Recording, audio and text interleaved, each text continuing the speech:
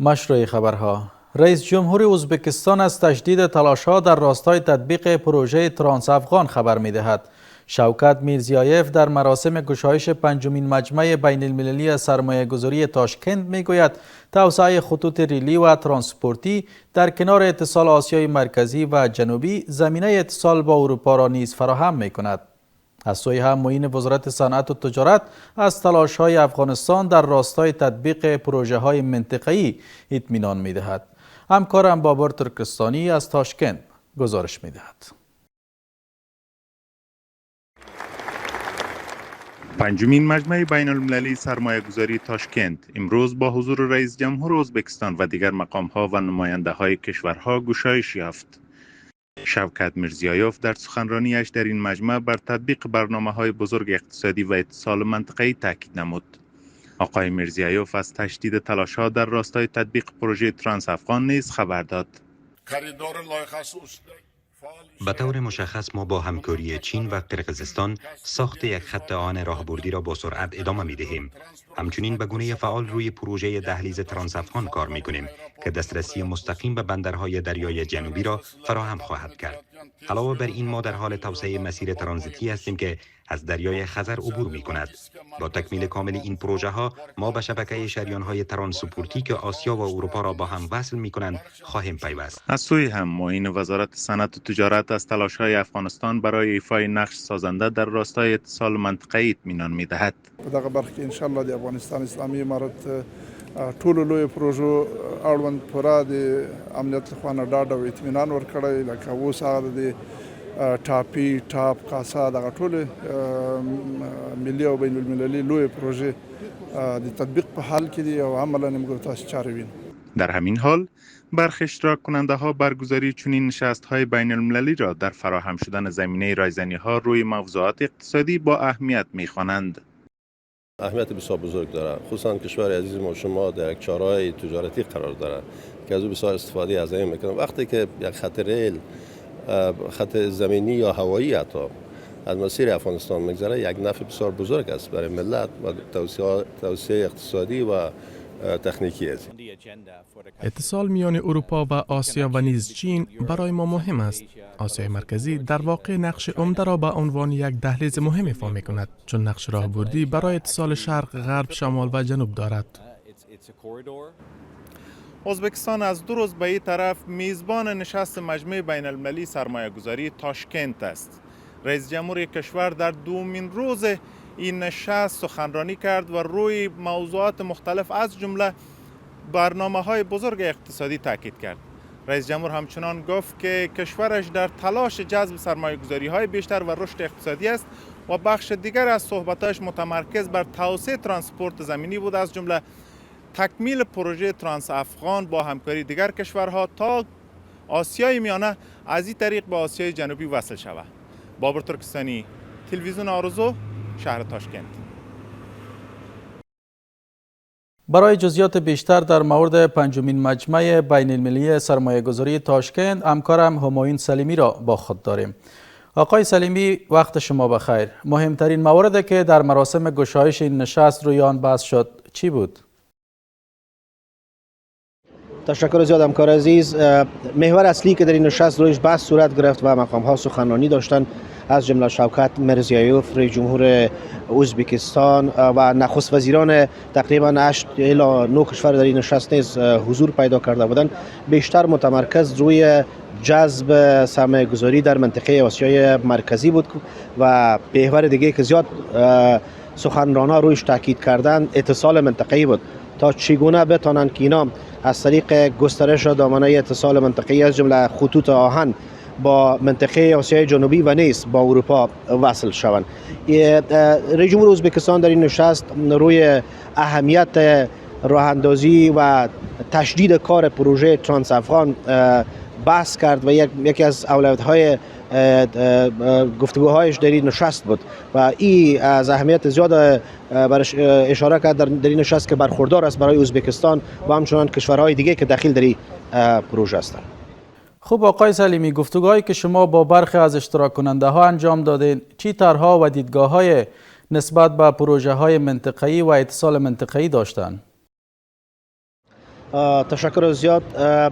موضوعی که زیاد در گفتگوی ویژه که با مقام‌های شرکت کننده از افغانستان در این نشست ما داشتم، خصوصا با معین وزارت صنعت و تجارت، او بیشتر تطبیق این پروژه را برای آینده افغانستان، خصوصا پروژه ترانس افغان، با اهمیت خواند و احمدالله زاید معین وزارت صنعت و تجارت گفت که افغانستان فرصت بسیار خوب و فضای امن را برای راه اندازی و تطبیق پروژه های توسعه‌ای و پروژه های ترانزیتی و ترانسپورتی فراهم کرده و کوشش میکنه که در آینده در همکاری مشترک با کشورهای منطقه پروژه های بیشتر در قسمت توسعه تجارت و اقتصاد راه اندازی کنه. خب آقای سلیمی، بر اساس آجندا هیئت افغانستان آیا امروز نشست با نماینده های کشورها یا در پنل خواهند داشت؟ نشست دیگه روز گذشته با حضور معین وزارت صنعت تجارت، رئیس اتاق تجارت و سکتور خصوصی برگزار شد. در اونجا درباره افزایش سطح همکاری‌های تجاری و اقتصادی میان افغانستان و ازبکستان بحث شد. فرصت‌های بیشتر سرمایه‌گذاری نیز بالاش تاکید کردند و نیز مواردی که قرار است در دیدارهای متعدد بین مقام‌های دیگر بحث شود نیز به بررسی گرفته شد و در این نشست همچنان تاکید صورت گرفت که رفت و آمد میان افغانستان و ازبکستان، البته مقام‌های دو کشور بیشتر شود تا فرصت‌های بیشتر در اینجا پیدا شود تا باشه میزان سرمایه‌گذاری و از جانب افغانستان در ازبکستان و از ازبکستان در افغانستان بیشتر و بیشتر شود. سپاس آقای سلیمی. ادامه خبرها. در دومین روز نشست منطقه‌ای مرکزهای مطالعاتی افغانستان، آسیای مرکزی و آذربایجان اشتراک کننده ها روی ثبات منطقه‌ای، اتصال و همکاری‌های اقتصادی رایزنی نمودند. مرکز مطالعات استراتژیک وزارت خارجه اعلام کرده که پژوهشگران و متخصصان افغانستان و کشورهای آسیای مرکزی همچنان مسائل تجارت، انرژی و ترانزیت میان کشورها را به بررسی گرفتند.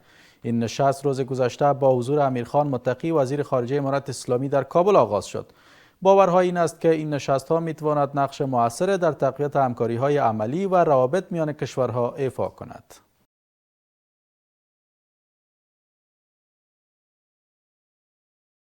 معاون والی هلمند با تاکید بر افزایش سطح مبادلات بازرگانی میان افغانستان و ایران، توسعه همکاری‌های اقتصادی را به نفع هر دو کشور خوانده است. رحیم الله محمود با اشتراک در یک نشست اقتصادی در ولایت خراسان جنوبی گفته افغانستان خواهان بهره‌گیری از تجارب ایران در رشد سکتور کشاورزی است.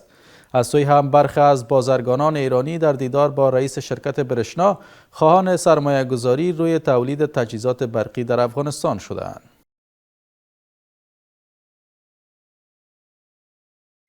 تلاش مقام‌های افغانستان و ایران از بهر تقویت روابط اقتصادی و بازرگانی. رسانه‌های ایرانی گزارش دادند که معاون والی هلمند روز گذشته با اشتراک در نشست بررسی فرصت‌های اقتصادی در ولایت خراسان جنوبی، توسعه سرمایه‌گذاری و همکاری‌های اقتصادی میان افغانستان و ایران را بر نفع هر دو کشور خوانده و بر توسعه زیرساخت‌ها و تجهیزات گمرکی جهت افزایش سطح مبادلات بازرگانی تأکید کرده است. رحیم الله محمود همچنان افزوده که افغانستان مایل است از تجارب ایران جهت میکانیزه سازی سکتور کشاورزی و نیز استخراج معیاری معادن استفاده نماید.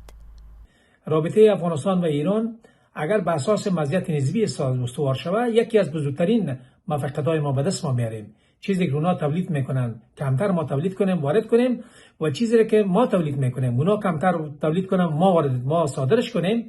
هر دو از مزیت نسبی استفاده میکنیم و قوی ترین ها میشیم. بخش زراعت استفاده از تجربه ایران و در میکانیزه سازی میتونه که باعث افزایش تولید شود در افغانستان و همچنان استفاده بهتر از آب و با وجود آوردن فرصت های کاری. و مهم است که این همکاری عملی باید است که متوازن و به اصطلاح نتیجه محور باشه. معاون هماهنگی امور اقتصادی والی خراسان جنوبی ایران هم با تأکید بر ظرفیت‌های اقتصادی ولایت خراسان جنوبی و هلمند گفته این دو منطقه می‌تواند به محور مهم توسعه تجارت و سرمایه‌گذاری میان دو کشور مبدل گردد. او همچنان بر ضرورت ایجاد یک کمیته مشترک تجارت مرزی میان دو کشور پافشاری کرده است. می‌خوایم که با ایران امیر روابط اقتصادی و سرمایه‌گذاری و تجارتی خود را رونق بدیم و گسترش بدیم تا بتوانیم که از همین طریق ما با کشورهای آسیای جنوبی و همچنان کشورهای آسیای میانه از طریق ایران وصل شویم و بتانیم که صادرات و واردات خود از بندر چابهار و بندر عباس به طور درست به کشورهای دیگه انجام بدیم. از سوی هم برخی از بازرگانان ایرانی در دیدار با رئیس شرکت برشنا خواهان سرمایه‌گذاری روی تولید و فروش تجهیزات برق در افغانستان شدند. ښاغلي الحاج مولا عبدالحق همکار د ایران او افغانستان ترمنځ د دوه اړخیزو اقتصادي اړیکو پیاوړتیا لپاره د برېښنا او برېښنایي تجهیزاتو تولید برخو کې پانګونې مهمې وبللې او د ایرانی پانګوالو لیوالتیا یې وستایله. ناسته کې د ایران ترانسپو او مبنا شرکتونو مسؤلینو د برېښنا او تجهیزاتو پلور او تولید برخو کې خپل وړاندیزونه د افغانستان برېښنا شرکت رهبری سره شریک کړل. این در حالی است که اخیراً یک هیئت از اتاق مشترک بازرگانی ایران و افغانستان در دیدار با مقام‌های امارت اسلامی پیرامون توسعه روابط اقتصادی و بازرگانی میان دو کشور گفتگو نمودند.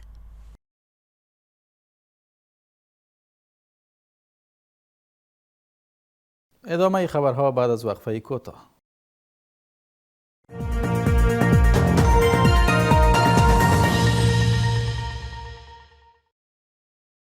ادامه خبرها. کاهش میزان بیکاری در کشور در نشست ویژه کمیسیون اقتصادی مورد بررسی قرار گرفت. در این نشست به ریاست معاون اقتصادی رئیس وزیران در آن روی موضوعات مهم از جمله تطبیق به موقع پروژه های اقتصادی و فراهمسازی اصولت‌ها برای صادرات و واردات نیز ریزنی شده است.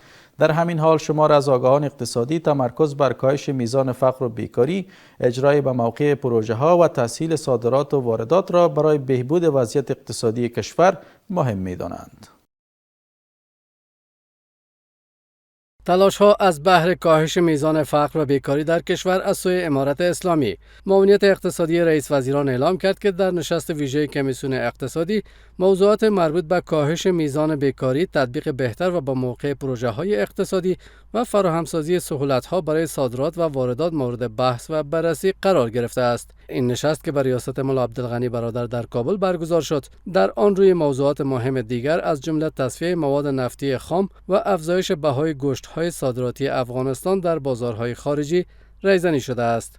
په غونډه کې په هیواد کې د بیکاری کچه راکمولو، د اقتصادي پروژو د شاو پر وخت تطبیق، د صادراتو او وارداتو لپاره د اسانتیاو رامنځته کولو، د خامو نفتي موادو د تصفیه، هیواد ته د واردېدونکو درملو د مجاز او اقلامو د لیست پراختیا، د صنعتي ساحو د نقشو د ژر بیځه کولو، د امارتي ځمکو د اجارې بهیر د تنظیم او همغږۍ، د صادرېدونکو غوښو د بیو لوړوالي او د صادراتو پراختیا او یو شمېر نورو موضوعاتو په اړه بحث او خبرې وشوې. در همین حال شماری از آگاهان اقتصادی تمرکز بر کاهش بیکاری، اجرای با موقع پروژه ها و تسهیل صادرات و واردات را برای بهبود وضعیت اقتصادی کشور مهم می‌دانند.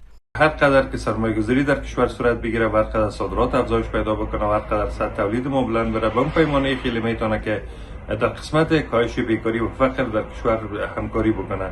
حالا هر از گاهی که کشور به طرف سرمایه گذاری شدن میره، پروژه انکشافی و توسعه حرکت میکنه، با اون اندازه میتونه زمینه کار و اشتغالزایی بیشتر با مردم مهیا. زمینه صادرات بسیار زیاد مشکل داریم. در زمینه صادرات ما از سالان متمادی تا الان مشکل داریم. با در این زمینه کوشش شد که زمینه صادرات برای کالاهای ما مساعد شود و ما بتانیم هم کالاهای خود صادر بکنیم و میتونیم که از این طریق زمینه کار اشتغال برای هموطنان خود ایجاد بکنیم و پروژه های زیربنایی هم هر چه زودتر برنامه‌ریزی بکنیم که شروع شود که زمینه اشتغال برای مردم ما مساعد شود. با این حال پیش از این نیز مقام های امارت اسلامی گفتند که با تطبیق پروژه های بزرگ اقتصادی تلاش میکنند میزان فقر و بیکاری را در کشور کاهش دهند.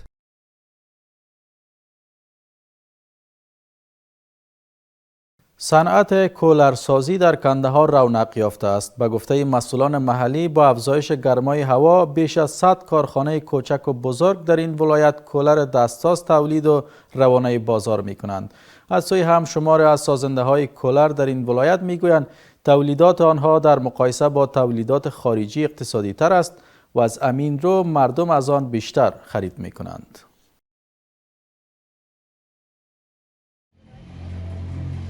با افزایش گرمای هوا در ولایت گرمسیر کندهار، صنعت کولرسازی در این ولایت رونق تازه‌ای یافته است. شمار از افرادی که با ابتدایی ترین امکانات سرگرم تولید کولر در این ولایتند میگویند تولیدات آنها از کیفیت خوب برخوردار است و به علت ارزان بودن بیشتر به فروش میرسد. تولید کننده های کولر با تاکید بر حمایت های بیشتر خواستار توقف واردات اجناس مشابه از بیرون کشورند.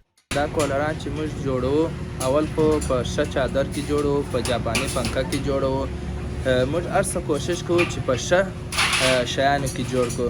اوس دا روسي کولران چې موږ جوړو په روسي چادر کې په جاپاني پنکې کې دا هم کم مصرف دی، هم ډیر مقاوم دی، هم ډیر وخت وي. شکارم کې او د اقتصاد سره سم جوړوم معنا ارزانه شي او نور شدی کابل دا ولایتو کې هم است او د دې موږ خپل هم خرڅو پونده و پرچون. از سوی دیگر مسئولان اتاق صنایع و معادن کندهار میگویند در حال حاضر 100 کارخانه تولید کولر در این ولایت فعالیت دارد که این کارخانه ها نه تنها نیاز مردم را برطرف کرده بلکه برای صدها نفر فرصت شغلی ایجاد کرده است.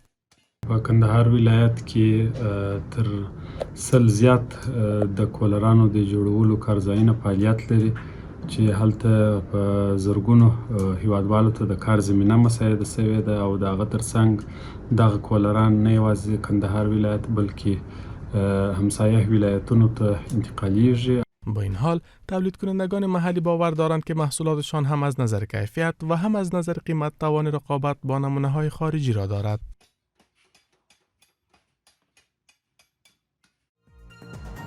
با پخش وضعیت آب و هوا خبرهای این ساعت را به پایان می‌رسانیم. شب و روز خوش داشته باشید.